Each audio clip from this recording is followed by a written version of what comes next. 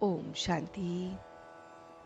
आज 25 मई 2021 है और हम सभी इस प्रैक्टिकल एप्लीकेशन ऑफ वरदान और स्लोगन के लिए आइए अपने मन से इसे पूरी तरह से उतारते हैं। इस डेली न्यूज़पेपर से हमें जो आत्मा की पढ़ाई से मिलता है उसे हम प्रैक्टिकल लाइफ में आइए धीरे धीरे इम्बाइब करते हैं। तो आज का जो स्लोगन है वो है, किसी की बुरी या अच्छी बात सुनकर संकल्प में भी घृणा मात्र आना, यह भी परमत है। तो अक्सर हम क्या करते हैं कि हमारे पूरे दिन में या पुरानी पिछली बातों को अगर हम देखें तो हम बहुत सारी बातें, बुरी बातें, अच्छी बातें सुनते रहते हैं और ये आती ही भी रहती हैं कि चाहे हमारे अपने परिवारजन से आए, चाहे वो दोस्तों से आए, चाहे किसी सिचुएशन से आए, तो कोई भी बुरी या अच्छी बातें आती हैं। जब भी कोई बातें आती हैं तो हम पुरानी चीज़ों से उसको रिलेट करके उसमें कहीं ना कहीं घृणा भाव भी हमारी आ जाती है। अक्सर देखेंगे कि हम चीज़ों को रिलेट करते हैं पास्ट से। हर एक व्यक्ति को भी उसके पास्ट की बातों से रिलेट करते हैं। अगर किसी ने कुछ कहा तो हम उसकी अच्छाई को भी पास्ट से रिलेट करते हैं और बुराई को भी पास्ट से रिलेट करते हैं। कोई अगर बुरा व्यक्ति है और वो कुछ बोल रहा है तो हम यही कहते हैं, हाँ ये ऐसे ही है, ये ऐसा ही कहता रहता है, क्योंकि हम उसको पास से रिलेट करते हैं। और अगर कोई अच्छा है तो हम फिर ये कहते हैं, ये तो अच्छा ही है, ये तो हमेशा ऐसे ही करता है।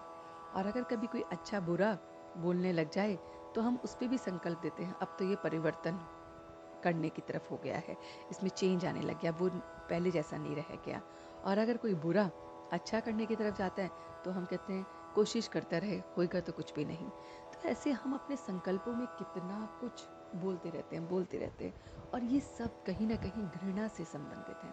अगर हम देखें पूरी तरह से घृणा नहीं होगी तो छोटे से अंश मात्र, कोई कुछ फ्रैक्शन ऑफ पोर्शन तो उसमें घृणा का हमारे को दिखता ही है जब हम गहराई से उसे ऑब्जर्व करते हैं। और अगर हमारे अंदर ये आ जाता है तो ये हमारी अपनी मत नहीं है, मन मत नहीं होती, ईश्वरीय मत भी नहीं होती, ये परमत होती है। क्योंकि अक्सर जो दूसरों की मत होती है वो हम देखते देखते हम भी अपने संकल्प में वो चीज़ देखने लगते हैं।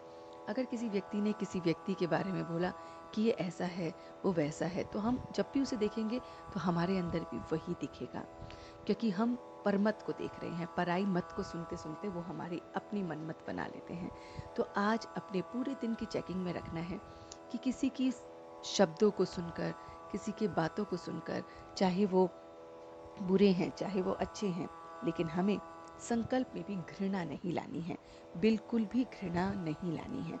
आइए चलते हैं वरदान की तरफ। वरदान कहता है कि निराकारी स्थिति के अभ्यास द्वारा मैपन को समाप्त करने वाले निरअहंकारी भव।